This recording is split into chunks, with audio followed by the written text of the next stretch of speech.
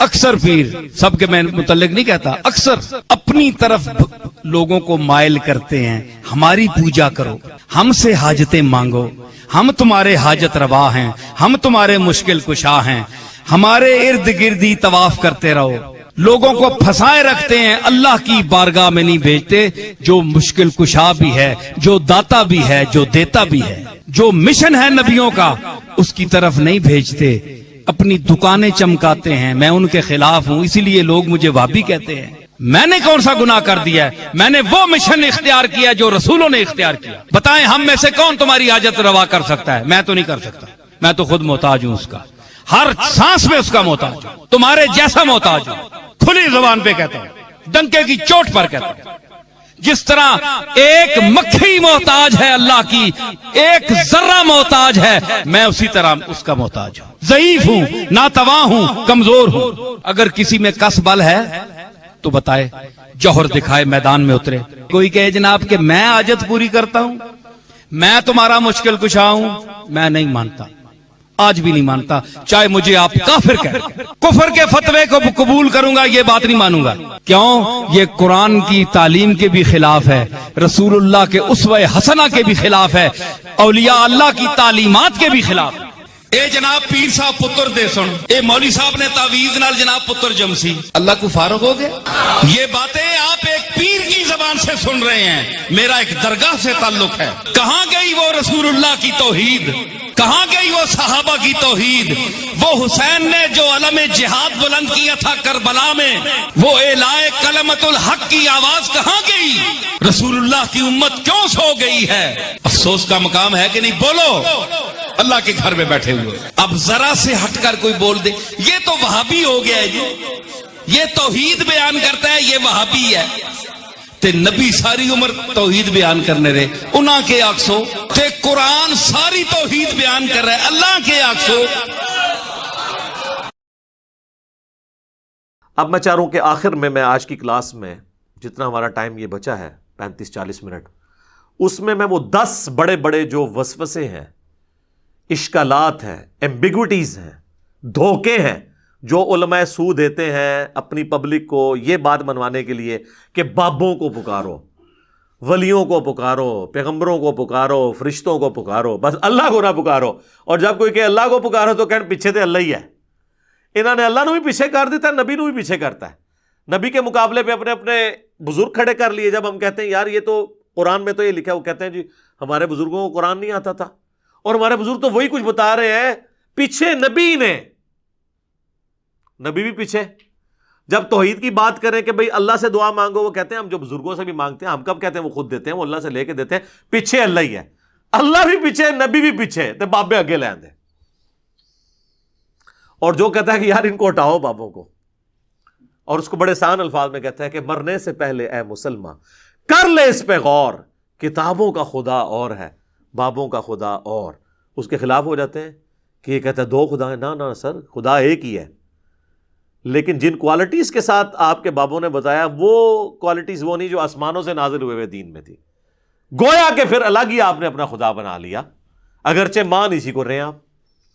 وہ 10 اشکال میں ایک ایک کر کے کوشش کرتا ہوں کور کروں جلدی سے، تاکہ آج ہی ہماری کلاس کنکلوڈ ہو جائے اس ٹاپک کے حوالے سے۔ 5 قرآن کے حوالے سے ہیں وہ اشکالات، اور 5 سنت یعنی صحیح الاسناد احادیث کے حوالے سے۔ پہلا اشکال یا دھوکہ یا ایمبیگوٹی وہ یہ دیتے ہیں کہ جی قرآن میں آیا ہے یا ایھا الذین آمنوا استعینوا بالصبر والصلاۃ، اے اہل ایمان مدد چاہو صبر اور نماز کے ذریعے۔ اور یہ پڑھتے آدھی آیتی ہیں، آگے نہیں پڑھتے کیا لکھا ہوا ہے، اور کہتے ہیں اس سے ثابت ہوا کہ صبر اور نماز تو غیر اللہ ہے، تو آپ غیر اللہ سے مدد مانگ سکتے ہیں۔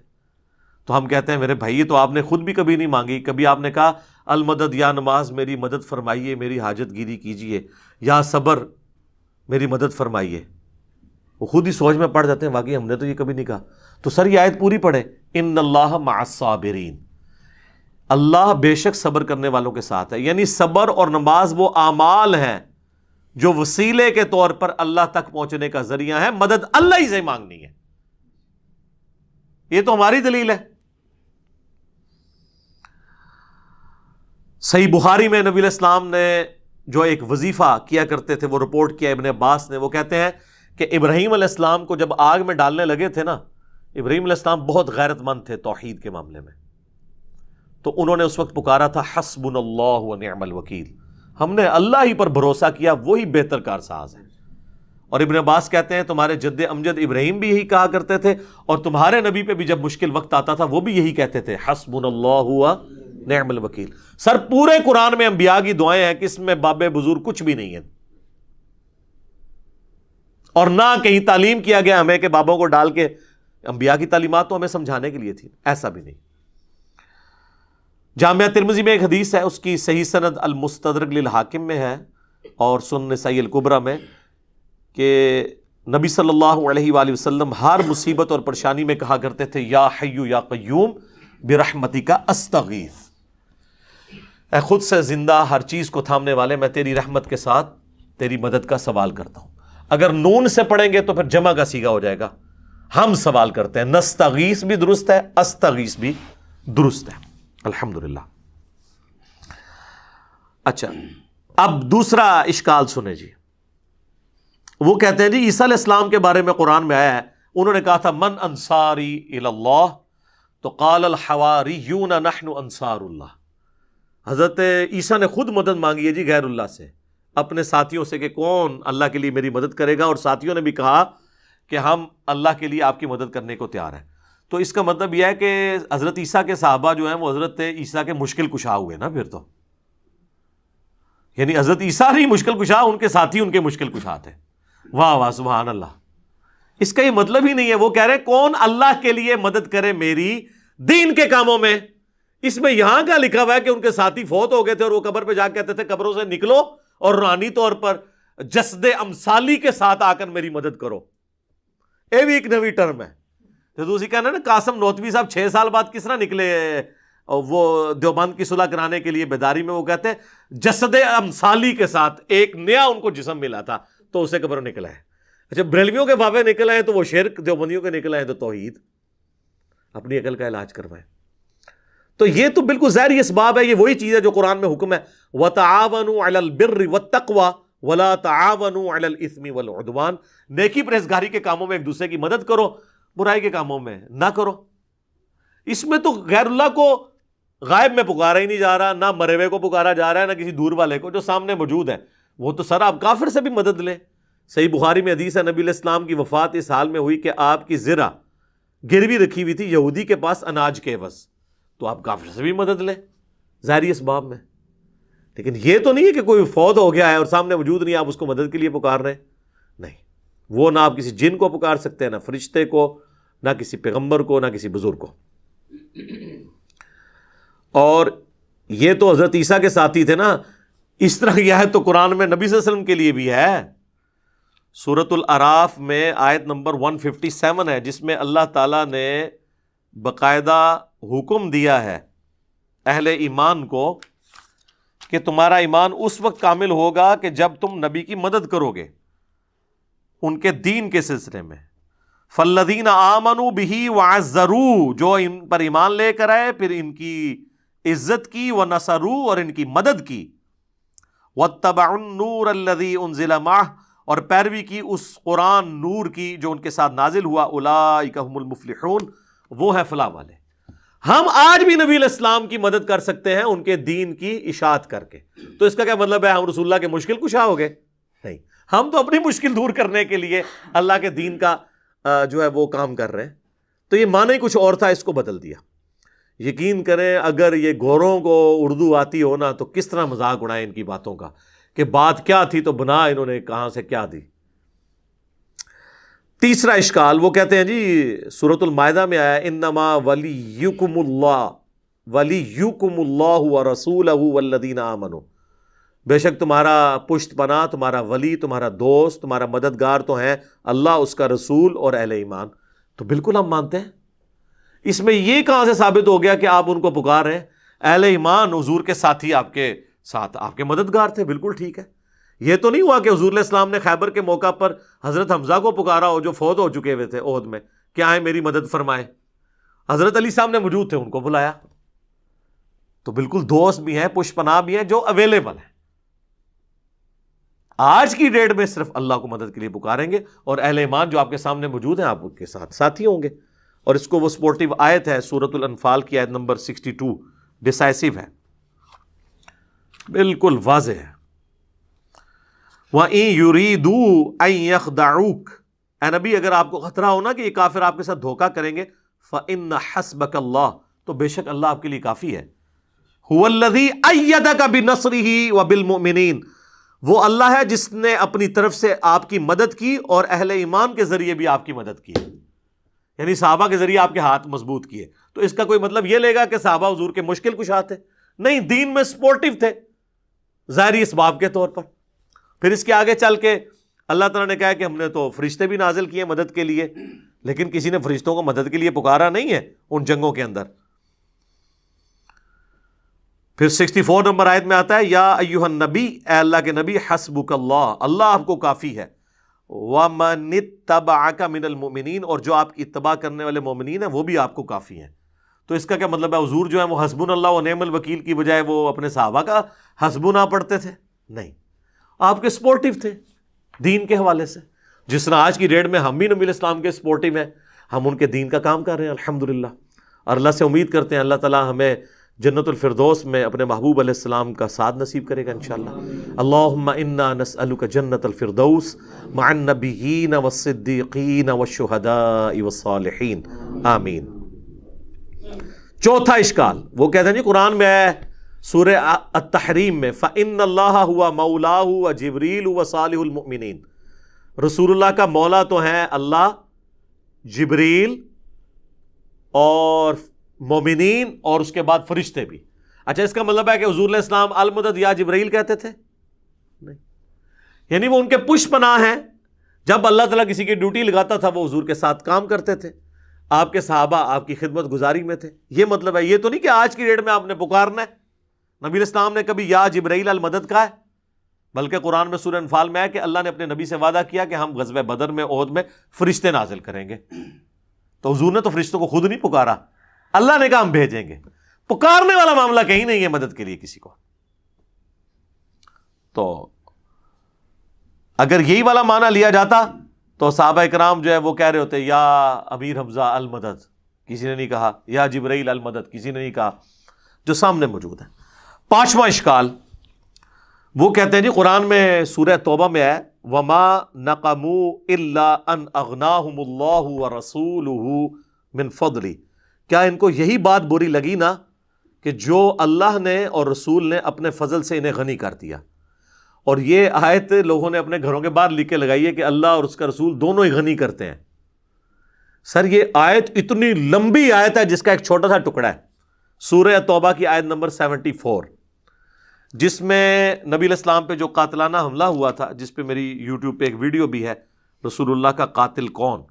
تو یہ سٹارٹ کہاں سے ہو رہا ہے؟ یحلفون باللہ ما قالوا، یہ اللہ کی قسمیں کھاتے ہیں، وَلَقَدْ قَالُوا كَلِمَةَ الْكُفْرِ، حالانکہ وہ کفر کر چکے، وَكَفَرُوا بَعْدَ اسلامہم، اور کفر اختیار کیا اسلام کے بعد، وَهَمُّوا بِمَا لَمْ يَنَالُوا، اور انہوں نے وہ ارادہ کیا تھا جس میں کامیاب نہیں ہوئے، یعنی حضور کو شہید کرنے کا تبوک سے واپسی پہ. پھر ساتھ آیا وَمَا نَقَمُوا إِلَّا أَنْ أَغْنَاهُمُ اللَّهُ وَرَسُولُهُ مِنْ فَضْلِهِ، کیا ان کو یہی برا لگا کہ اللہ اور اس کے رسول نے اپنے فضل سے ان کو غنی کیا؟ یعنی اللہ کے ٹکڑوں پہ یہ پل رہے ہیں، رسول اللہ ان کو مال غنیمت میں حصہ دیتے ہیں، اس کے اگینسٹ انہوں نے یہ کیا کہ یہ نبی علیہ السلام کی جان کے دشمن بن گئے. اس سے یہ کہاں سے ثابت ہو گیا کہ آپ نے اللہ کے رسول کو مدد کے لیے پکارنا ہے؟ یہ چیز ہی کچھ اور تھی اور انہوں نے کچھ اور بنا دی. کانٹیکسٹ بالکل واضح ہے. اور اس کو سپورٹیو حدیث جو میں نے پچھلی دفعہ بیان کی تھی بخاری اور مسلم دونوں میں، کہ 70 صحابہ کو جب دھوکے سے شہید کرنے لگے تو انہوں نے کیا کہا؟ اے اللہ ہمارے نبی کو ہمارے حال کی خبر کر دینا، ہم اپنے رب سے مل رہے اس حال میں کہ ہم اپنے رب سے راضی، ہمارا رب ہم سے راضی، ہم حضور کے دین پر ثابت قدم ہیں، اے اللہ ہمارے نبی تک ہماری یہ خبر پہنچا دینا. اور بخاری کے الفاظ ہیں حضرت جبرائیل نے آ کے خبر دی. انہوں نے یہ بھی نہیں کہا کہ اے جبرائیل آپ خبر پہنچا دیں، یا رسول اللہ انظر حالنا، انہوں نے نہیں کہا، انہوں نے کہا اے اللہ آپ خبر کر دیں. تو اس سے 3 عقیدے میں نے کہا تھا کلیئر ہوئے: علم الغیب، حاضر و ناظر، اور مسئلہ استعانت یعنی غیر اللہ کو پکارنا. تینوں مسئلے جو انہوں نے بنائے ہوئے ہیں غلط طریقے سے وہ فارغ ہو گئے اس ایک حدیث سے. تو صحابہ تو یہ کرتے تھے, ان کو نہیں پتا تھا یہ قرآن میں آیت ہے وما نقموا الا ان اغناہم اللہ ورسولہ من فضلہ, وہ یہ مطلب نہیں رہتے تھے. لے جی یہ 5 اشکال تو ختم ہوئے جو قرآن سے دیتے تھے. اب 5 احادیث والے بڑے مشہور ہیں, وہ بھی میں کور کر دوں. چھٹا اشکال, صحیح بخاری میں حدیث ہے جی میں کان بن جاتا ہوں, میں ہاتھ بن جاتا ہوں, میں پاؤں بن جاتا ہوں. پوری تصوف اس کے اوپر کھڑی ہوئی ہے, اور وہ اس لیے کہ یہ بھی آدھی حدیث پیش کرتے ہیں, پوری تو ان کی موت ہے. یہ صحیح بخاری میں حدیث ہے, نبی علیہ السلام نے فرمایا, حدیث قدسی ہے کہ اللہ تعالیٰ فرماتا ہے جس نے میرے ولی کے ساتھ دشمنی کی میرا اس کے خلاف اعلان جنگ ہے. اب ولی سے آپ کو انڈیا پاکستان کے ولی نہیں, یہ ولی اللہ کی بات ہو رہی ہے, جو اللہ کی عبادت کرتے تھے. جو اپنی عبادت کرواتے ہیں نا وہ اللہ کے ولی نہیں ہیں, ان سے اعلان جنگ ہے میرا. صحابہ اہل بیت ان کے پیٹرن پہ چلنے والے وہ امام جنہوں نے ان کی تعلیمات ہم تک پہنچائی, اعلان جنگ ہے. اور میرا بندہ میرا قرب کسی چیز سے حاصل نہیں کر سکتا جو فرائض میں پابندی سے حاصل کرتا ہے. پہلی چیز فرض ہے, پھر نوافل کے ذریعے میرا اتنا قرب حاصل کرتا ہے کہ میں اس کے کان بن جاتا ہوں جس سے وہ سنتا ہے, میں اس کے ہاتھ بن جاتا ہوں جس سے وہ پکڑتا ہے, میں اس کی آنکھیں بن جاتا ہوں جس سے وہ دیکھتا ہے, میں اس کے پاؤں بن جاتا ہوں جس سے وہ چلتا ہے. بس اتنا کر کے وہ کہتے ہیں جس کے ہاتھ اللہ کے ہاتھ بن جائیں پھر ایتھوں اوتھے نہیں پہنچن گے, اے آپ کو رزلٹ کر لیندے. اور یہ عربی کے محاورے میں بات ہو رہی ہے, یعنی اس کا اوڑھنا بچھونا میں بن جاتا ہوں, یعنی میں اسے اسپیشل پروٹیکشن دے دیتا ہوں. ایک بار جب وہ کوشش کرتا ہے پھر اس کے ہاتھ پاؤں کان آنکھیں میری اطاعت میں ہی اٹھتی ہیں. وہ کہتے ہیں جی یہ تو وہ پہلے ہی کر رہا تھا تبھی اس کو انعام ملا, پھر انعام کیا ہوا؟ پہلے تو اس نے کوشش کی نا, انعام اس کو یہ ملا کہ اللہ اسے استقامت دیتا ہے, جو قرآن میں بھی آیا قل ان صلاتی و نسکی و محیایا و مماتی للہ رب العالمین. اے نبی تم فرماؤ بے شک میری نماز, میری قربانی, میرا جینا, میرا مرنا سب اللہ کے لیے. اچھا اس حدیث کا اگلا حصہ نہیں پڑھتے, اگلے الفاظ ہیں کہ جب وہ مجھ سے کوئی دعا کرتا ہے میں دعا قبول کرتا ہوں, اور جب مجھ سے پناہ طلب کرتا ہے اپنے دشمن کے اگینسٹ تو میں اسے پناہ عطا کرتا ہوں. تو میرے بھائی جس کا ہاتھ اللہ خود بن چکا ہے وہ دشمن کی گیچی خود کیوں نہیں مروڑ دیتا؟ اللہ سے کیوں مانگ رہا ہے؟ اس لیے کہ کوئی نہیں ایسے کر سکتا, اللہ ہی سے مانگنا ہے. ورنہ وہ کہتے ہیں ہاتھ بن گیا پاؤں بن گیا تو اب وہ جو مرضی کرے. اور ویسے آپ کو شرم نہیں آتی کہ اللہ کا پاؤں کوئی بنے گا؟ اس کا فزیکل معنی آپ لیں گے کہ اللہ کسی بزرگ کا پاؤں ہے, تو پھر آپ پہ 295C لگے گی. آپ اس پیغمبر کی بھی توہین کریں گے اور اللہ کی بھی. تو یہ بات ہو رہی ہے محاورتاً, اور آگے الفاظ حدیث کے اس کی حفاظت کر رہے ہیں. لہٰذا یہاں سے دھوکہ دینا بند کریں. اور اس کو سپورٹیو حدیث ہے بخاری مسلم دونوں میں, اما عائشہ کہتی ہیں جب بادل نظر آتے نا اور آندھی چلتی تو ہم لوگ خوش ہوتے کہ بارش آئے گی, اور حضور صلی اللہ علیہ وسلم کے مبارک چہرے پر پریشانی کے آثار آ جاتے ہیں. تو میں کہتی اللہ کے نبی لوگ تو خوش ہو رہے ہیں بارش آئے گی اور آپ پریشان ہو رہے ہیں. تو آپ فرمایا کرتے اے عائشہ مجھے کیا پتا کہ ان بادلوں سے آگ برسے گی یا بارش کا پانی. تو کسی نے نہیں کہا یا رسول اللہ آپ کو نہیں پتا بارش کا پانی برستا ہے. لیکن حضور کا یقین اللہ پہ دیکھیں. پھر آپ نے سورہ الاحقاف کی وہ آیت تلاوت کی کہ قوم عاد پہ عذاب اسی طریقے سے آیا تھا کہ سخت گرمی کے بعد ایک بادل نمودار ہوا اور وہ ساری قوم اس کے نیچے آ گئی اور کہا کہ ابھی بارش برسے گی, اس میں سے آگ نکلی, سب ہلاک ہوئے. حضور نے سورہ احقاف کی آیت پڑھ کے کہا کہ مجھے بتاؤ عائشہ مجھے کیا پتا کہ اس بادل میں سے عذاب آنے والا ہے یا اللہ کی رحمت. اور پھر حضور علیہ السلام یہ دعا کیا کرتے اے اللہ اسے ہمارے لیے رحمت بنا دے جو بادل آئے ہیں. اگر حضور علیہ السلام اپنے بارے میں کہہ رہے ہیں کہ مجھے نہیں پتا کہ اس میں سے کیا ہونا ہے, تو آپ بابوں کے بارے میں کیا کہہ سکتے ہیں؟ وہ اشارہ کر کے یہ کر دیں گے تو وہ کر دیں گے. حضور علیہ السلام کا ذرا یقین دیکھیں کہ فیصلے اللہ نے کرنا ہے. تو میرا خیال ہے یہ کافی ہے. ہاتھ بن جاتا ہوں پاؤں بن جاتا ہوں, اس کی اگر پریکٹیکل مثال ہوتی تو نبی علیہ السلام کی مبارک ذات ہوتی. البتہ اس میں جہاں معجزات ہیں وہ ہم مانتے ہیں, جو بخاری مسلم میں آپ نے دعا کی بارش نازل ہو گئی, پھر اگلے خطبے میں وہی بندہ کھڑا ہوا پورے ہفتے تک بارش ہوتی رہی, اس نے کہا یا رسول اللہ ہمارے تو گھاٹ ٹپک رہے ہیں, تو آپ نے مبارک انگلی سے اشارہ کیا, اللہ تعالیٰ نے آپ کی دعا قبول کی, وہ معاملہ علیحدہ ہے. یہ تو رپورٹ ہوئی ہیں چیزیں. آپ جو بابوں کے بارے میں سٹوریاں بتا رہے ہیں وہ کوئی رپورٹ نہیں ہوئی ہیں, سب جعلی ہیں. اور اگر آپ کہتے ہیں اصلی ہے تو کر کے بتاتے سر, اے گھوڑا تو اے میدان. ایک نگاہ مار کے یوٹیوب سے نبی علیہ السلام سے متعلق گستاخانہ ویڈیو ڈیلیٹ کرا دیں تو بزرگی کس دہڑے کام آنی ہے؟ کس دن کام آئے گی آپ کی بزرگی؟ آئے نا. ہمیں تو آپ کہتے ہیں امت مر جائے اگر حضور کے گستاخانہ خا کے مان رہے ہیں. امت تو بعد مرے، پہلے وہ بابے کیوں نہیں مر جاندے جنہوں کی ڈیوٹیاں نے؟ ان کے پاس تو اختیار بھی ہے اور وہ امتی نہیں ہے، انہیں اپنے نبی کا درد نہیں ہے، ان کو تو ہم سے زیادہ ہونا چاہیے نا. تو آپ یہ بھی کہا کریں وہ سارے بابے بھی مر جان جنہوں کو اختیار ہے نگاہ مار کے ڈیلیٹ کرنے کا، وہ نہیں کروا رہے. علمی طور سے تو ویسے مر گئے نے ہوں، تو دوسرے طریقے نال بھی مارنا ہے جو اس طریقے نال مارو، ساڑی جان چھڈو.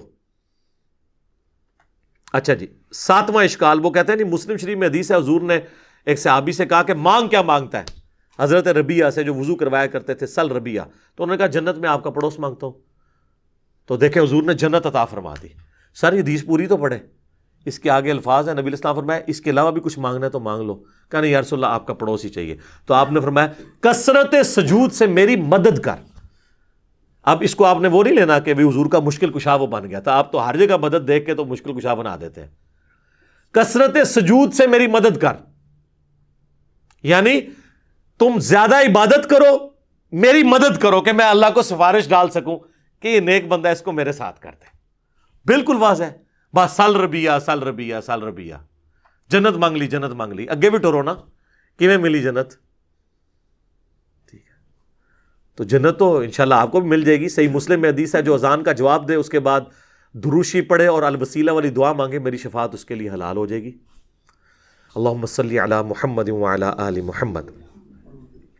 تو یہ تعلیم آپ کی دیکھیں کیا ہے. صحیح مسلم میں حدیث ہے، نبی علیہ السلام فرمایا اے ابو ہریرہ جو چیز تمہیں نفع دے اس کے لیے پوری کوشش کرو، اور دیکھنا کاہلی نہ کرنا، سستی نہ کرنا، اور اللہ سے مدد مانگ کے چلنا. پھر بھی رزلٹ تمہارے خلاف آئے تو کبھی نہ کہنا کہ اگر میں یہ کر لیتا تو یہ ہو جاتا، اگر میں وہ کر لیتا تو وہ ہو جاتا. یہ اگر مگر شیطان کا دروازہ کھول دیتے ہیں. یہ صحیح مسلم میں تقدیر والے چیپٹر کی آخری حدیث ہے، کتاب القدر چیپٹر کی.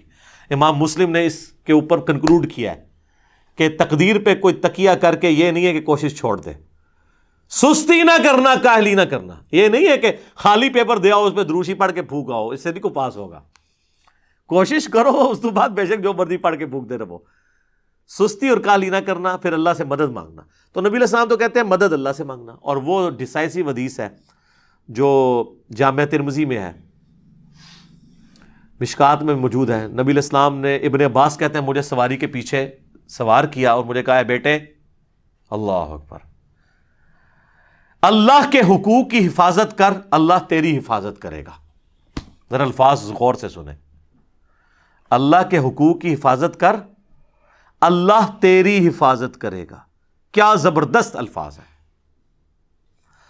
اور اللہ تعالی کے احکامات کی پیروی کر، تو ہمیشہ اپنے رب کو اپنے سامنے پائے گا. تیری مدد کے لیے وہ ہر وقت ہوگا. اور جب بھی تجھے سوال کرنا ہو تو صرف اللہ ہی سے کرنا، اور جب مدد مانگنی ہو وَاسْتَعِنْ بِاللَّهِ تو صرف اللہ سے مدد مانگنا.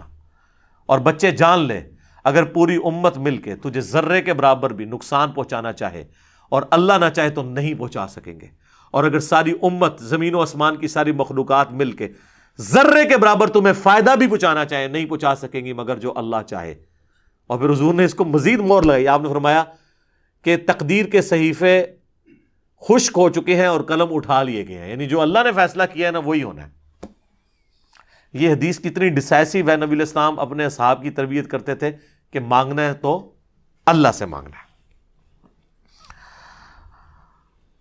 اچھا جی، 8واں اشکال وہ کہتے ہیں جی ایک صحابی کی پنڈلی ٹوٹ گئی. صحیح بخاری میں آتا ہے حضور کے پاس پنڈلی لے کے آ گیا، حضور نے جوڑ دی، ہاتھ پھیرا.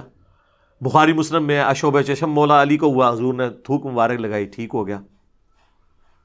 بخاری مسلم میں آتا ہے بارش نہیں ہو رہی تھی، حضور نے دعا کی، بارش شروع ہو گئی. جتنے یعنی حضور کے معجزات ہیں نا اس سے وہ کہتے ہیں آپ حضور سے مدد مانگنی ہے. سر یہ آج اگر نبی علیہ السلام دنیا میں موجود ہوں تو ہم اپنا ہر مسئلہ حضور کے پاس ہی لے کے جائیں گے. مسئلہ ہے حضور کی وفات کے بعد کا، جب آپ سے ہم کمیونیکیٹ نہیں کر سکتے. نہیں تو مجھ سے پھکی لے لیں. ثقیفہ بنی ساعدہ کے اندر جو کچھ ہوا جس کی وجہ سے آج تک امت دو ٹکڑے ہے، سنی شیعہ اختلاف، تو مولا علی اور ابو بکر کیوں نہیں حضور کی قبر پہ چلے گئے یا رسول اللہ؟ بلکہ میت بھی باہر تھی 2 دن تک. تو یا رسول اللہ فیصلہ کریں آپ کا سکسیسر کون ہے. نہیں. جنگ جمل صفین نہروان کے وقت کسی نے روضہ شریف میں جا کے حضور سے مشورہ کیوں نہیں کیا؟ سیدہ عائشہ 47 سال تک اس حجرے میں رہیں جہاں پہ قبر مبارک تھی. کوئی مشورہ؟ کچھ بھی نہیں. آپ کے فضائل درود میں شیخ زکریا لکھتے ہیں، تبلیغی جماعت والے اور دعوت اسلامی کے الیاس قادری صاحب فضائل سنت میں، کہ 555 ہجری میں شیخ احمد رفاعی کے لیے حضور نے قبر سے ہاتھ باہر نکال لیا اور 90,000 لوگوں نے یہ منظر دیکھا. اس زمانے میں جب جو ہے مسجد نبوی میں 90,000 کا مجمع بھی نہیں تھا آتا. کہانی. اور دیکھنے والوں میں شیخ عبد القادر جیلانی کا نام بھی ذکر کیا جاتا ہے.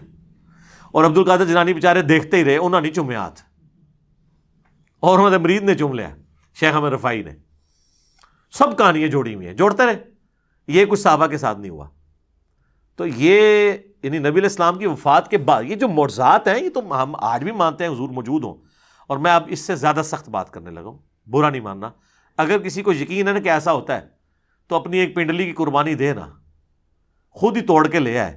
روضہ شریف تک ہم اسے لگا دیتے ہیں، ویزا لگوا دیتے ہیں، وہاں پہ روضہ شریف پہ آپ کو لے جاتے ہیں. جائیں اپنی پنڈلی کی ہڈی جوڑ کے بتائیں. ان کو بھی پتہ نہیں جوڑے گی. ہاں، نبی علیہ السلام اگر دنیا میں موجود ہوں تو یقیناً ہاتھ پھیرنے سے یہ ہو جائے گا. ان کو بھی پتہ ہے کہ آج کی ڈیٹ میں نہیں ہوگا. حضور کی وفات کے بعد کیا لوگ جا کے قبر سے جا کے مانگا کرتے تھے؟ بخاری مسلم سے یہ معجزہ پیش کرتے ہیں 1500 صحابہ کے لیے پانی کے چشمے جاری ہو گئے مبارک انگلیوں سے. بالکل ہوئے. لیکن حضور کی وفات کے بعد کیا قبر سے جا کے کوئی کہتا تھا جی آپ انگلیوں سے چشمے جاری کریں؟ اور میں نے تو بتایا صحیح مسلم میں ایک حدیث ہے، حضرت عمر نے ایک سفر کے دوران حضور کو پانی جمع کر کے کہا کہ یا رسول اللہ آپ اپنا مبارک ہاتھ رکھ کے دعا فرمائیں نا، اس میں سے چشمے جاری ہوں. اور وہی حضرت عمر، صحیح بخاری میں 1010 نمبر حدیث ہے، 1010، وہ کہتے ہیں انا کننا نتوسل الیک بنبینا، اے اللہ پہلے ہم آپ کے نبی کے وسیلے سے آپ کے پاس آتے تھے. یعنی حضور کے ذریعے آپ کی طرف متوجہ ہوتے تھے، حضور کی دعا کی برکت سے بارش نازل ہوتی تھی. اب ہم آپ کے نبی کے چچا کو لے کے آئے، ان کی دعا کی برکت سے بارش نازل فرما، بارش ہو جاتی. تو حضرت عمر کہہ سکتے تھے نا یا رسول اللہ جب آپ قبر سے باہر تھے تو آپ چشمہ جاری کرتے تھے، اب آپ قبر میں ہیں تو کوئی مسئلہ نہیں. احمد رفاعی کے لیے تو آپ نے نکالنا ہی ہے، تو آپ قبر مبارک سے ہاتھ باہر نکالیں اور امت کو سیراب کر دیں. تو یا پھر کہ حضرت عمر جو ہیں وہ وہی عقیدہ رکھتے تھے جو قرآن و سنت میں اور جو ہم پیش کر رہے ہیں، کہ وفات کے بعد اب وہ کمیونیکیشن گیپ نہیں ہوگا. حیات النبی اپنی جگہ موجود ہے، لیکن دنیاوی حیات نہیں، آخرت کی حیات ہے. حیات النبی پہ سب سے زیادہ ویڈیوز ہی میری ہیں، لیکن وہ دنیاوی حیات نہیں ہے، آخرت کی زندگی ہے، جس میں نہ سانس ہے، نہ کھانا پینا ہے دنیا والا، نہ ٹوائلٹ ہے. آج بھی قبر مبارک اگر آپ کھودیں تو نبی علیہ السلام اسی حالت میں لیٹے ہوئے ہوں گے جس طرح 800 سے 1400 سال پہلے آپ کو دفنایا گیا تھا. کوئی سانس نہیں لے رہے ہوں گے، اسی حالت میں ہوں گے. آپ اس زندگی کو آبزرو کر ہی نہیں سکتے. تو یہ پیش کرنا ہے معجزات کے ذریعے، یہ بالکل جھوٹ ہے. ورنہ تجربے کے لیے پھر تیار ہو جائیں، جس نے پنڈلی کی قربانی دینی ہے تو کریں. پھر 9واں اشکال وہ کہتے ہیں جی اس کو بلکہ شعر بنا دیا، آج لے ان کی پناہ، آج مدد مانگ ان سے، پھر نہ مانیں گے گر قیامت میں گر مان گیا. وہ اعلیٰ حضرت کا شعر ہے کہ قیامت میں تو نے بھی حضور سے ہی شفاعت کرانی ہے، تو آج کیوں نہیں حضور کو مدد کے لیے پکارتا؟ ادھر تو نے حضور کو ہی پکارنا ہے نا. سر اس لیے پکارنا ہے کہ حضور سامنے ہوں گے صلی اللہ علیہ وسلم. دنیا میں بھی جب سامنے موجود تھے تو حضور کو اپنے مسئلے بتانے تھے. آخرت میں بھی جب حضور علیہ السلام سامنے آئیں گے تو ان کے سامنے ہی ان کو ہی ہم اللہ کے حضور اپنا وسیلے کے طور پہ پیش کریں گے، انہی کے ہاتھ پہ شفاعت کا دروازہ کھلے گا. لیکن یہ بیچ والا پورشن آپ نے کہاں سے نکال لیا؟ جیسے آپ تراویح سے 20 تراویح نکال لیتے ہیں اور یوفون سے یوفون نکال لیتے ہیں، مسقال ذرۃ خیر یرا سے مسقال نکال لیتے ہیں. الفاظ کے میچ کرنے سے وہ چیزیں نہیں نکل آتی. تو حدیث شفاعت والا معاملہ ڈیفرنٹ ہے. ورنہ میں نے حضرت عمر والا بتا دیا. وہ تو کہتے ہیں جب تک نبی موجود تھے ان کے ذریعے متوجہ ہوتے تھے، اب ان کے چچا کو ان کی دعا کی برکت سے. وہ کہتے ہیں جی مصنف ابن ابی شیبہ میں ایک روایت ہے اور حافظ ابن کثیر نے بھی نقل کی ہے سورہ نساء کی آیت نمبر جو 64 ہے، وَلَوْ أَنَّهُمْ إِذْ ظَلَمُوا أَنفُسَهُمْ جَاءُوكَ، جب اپنی جانوں پر ظلم کرو تو حضور کی خدمت میں حاضر ہو جاؤ، حضور شفاعت کریں گے تو اللہ توبہ قبول کرے گا. اس آیت کے کانٹیکسٹ میں ابن کثیر بھی لے کے آئے کہ ایک جو ہے نا وہ اعرابی حضور کی قبر پہ حاضر ہوا اور کہا یا رسول اللہ قرآن میں تو حکم ہے کہ یہ حکم حضرت عمر کو نہیں پتا تھا. اور ایک پینڈو کو پتہ چل گیا، اپنی عقل کا علاج کراؤ. اسی لیے کہا گیا نا علیکم بسنتی و سنت الخلفاء الراشدین المہدیین. صحیح بخاری 1010 میں تو حضرت عمر کہہ رہے ہیں اللہ جب تک نبی موجود تھے ہم ان کو وسیلے کے طور پہ پیش کرتے تھے، اب ان کے چچا کو لے کے آئے ہیں. تو حضرت عمر کو نہیں پتا تھا میں جا کے ڈائریکٹ پہ قبر پہ جا کے وَلَوْ أَنَّهُمْ ظَلَمُوا أَنفُسَهُمْ جاؤ کا پڑھ لوں. Point to be noted. تو وہ کہتے ہیں بھی وہ خواب میں حضور کی زیارت ہوئی اور کہا کہ عمر کو میرا سلام کہنا، اور کہنا ان قریب بارش ہو جائے گی. اور کئی کہتے ہیں قبر سے آواز آ گئی، عمر کو سلام کہنا اور اسے کہنا عوام پہ نرمی کرے. سر یہ مصنف ابن ابی شیبہ میں جو روایت ہے نا، اس میں آمش مدلس ہے اور ان سے روایت کر رہا ہے اور سما کی تصریح نہیں ہے. اور صحیح مسلم کے مقدمے میں امام مسلم نے یہ پیٹ رول لکھا ہے کہ مدلس کی آن والی روایت سما کی تصریح سے کے بغیر، حدثنا یا اخبرنا کے بغیر قابل قبول نہیں ہوگی. ایک جعلی روایت کو لے کے عقیدہ گھڑ رہے ہیں جو بخاری کی 1010 نمبر حدیث کے بھی خلاف ہے اور قرآن کی اس آیت کے کانٹیکسٹ کے بھی خلاف ہے. سر یہ قرآن ذرا کھولیں، سورہ نساء کی آیت نمبر 64 میں اللہ تعالیٰ نے منافقین کو کہا ہے کہ یہ طاغوت کے پاس فیصلے کرواتے تھے، حالانکہ نبی علیہ السلام کو اپنا حکمران مانا ہوا تھا، اوپر سے کلمہ گو تھے اندر سے منافق تھے. تو اللہ تعالیٰ نے فرمایا کہ اب جو انہوں نے ظلم کیا نا کہ اپنا فیصلہ کافروں سے کروایا، تو اب ان کو چاہیے حضور کے سامنے آئے، حضور سے معافی مانگے، آپ صلی اللہ علیہ وآلہ وسلم اللہ کے حضور ان کی شفاعت کریں کہ جو انہوں نے یہ مس بیہیو کیا کہ بجائے حضور کو جج ماننے کے جا کے یہودیوں سے فیصلہ کروایا، پھر اللہ ان کو معاف کرے گا. وہ تو کنٹیکسٹ ہی ڈیفرنٹ تھا، اس کو آپ نے پکڑ کے حضور کی وفات کے بعد کیسے لگا دیا؟ بات کون سی تھی؟ اور وہ کہتے ہیں یہ آیات جنرلائز ہیں. اچھا جی جنرلائز ہیں تو وَلَوْ أَنَّهُمْ إِذْ ظَلَمُوا أَنفُسَهُمْ جَاءُوكَ اس کے تحت سقیفہ بنی ساعدہ پھر کیوں ہوا؟ جنگ جمل صفین نہروان کیوں ہوئی؟ صحابہ کیوں نہیں قبر رسول سے جا کے فیصلہ کرواتے رہے؟ اس وقت تو قبر میں بھی نہیں نبی علیہ السلام گئے تھے، 2 دن تک تو میت مبارک باہر تھی، جنازہ جاری تھا، کسی کو وسوسہ بھی نہیں آیا کہ حضور سے ہی جا کے پوچھ لیں، کیونکہ اس زمانے میں عقیدے نہیں ہوا کرتے تھے. یہ آج کے جھگڑے ہیں جی، عطائی ذاتی، مستقل بذات، غیر مستقل بذات، پتہ نہیں کیا کیا کہانیاں بنائی ہوئی ہیں.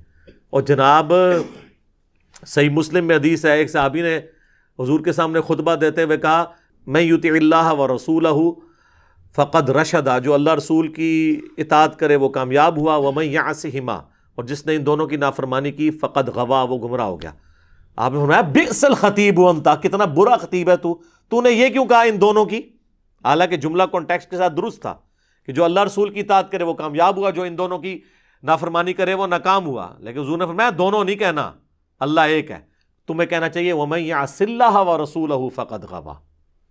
اس نے نہیں آگے سے کہا کہ ہک ہے جڑا ہک کی ڈھوں آکھے وہ کافر و مشرک ہے. وہی مواحد ہے جڑا ہک کی ڈھوں آکھے. اور ابو داؤد میں آگے الفاظ ہیں، آپ نے فرمایا قم اذهب، اٹھ نکل ادھر سے، تو نے مجھے اللہ کے ساتھ شامل کر دیا.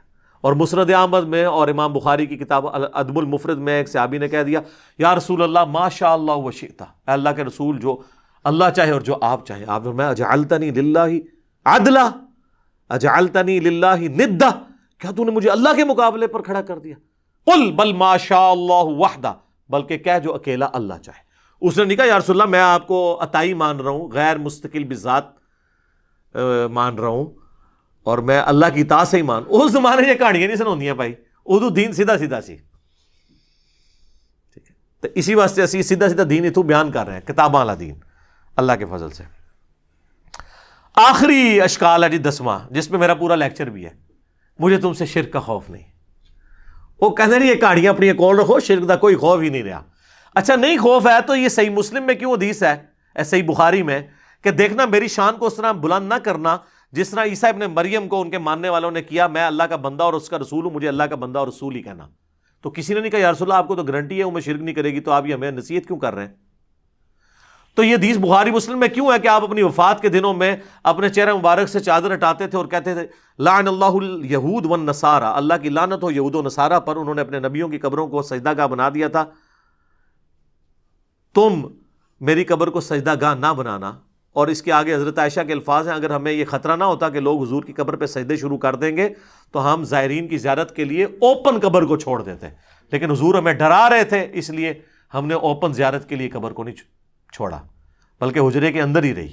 اب تو خیر وہاں اجازت سے بھی کوئی نہیں اندر جا سکتا. تو کسی کو نہیں پتا تھا مجھے تم سے شرک کا خوف نہیں.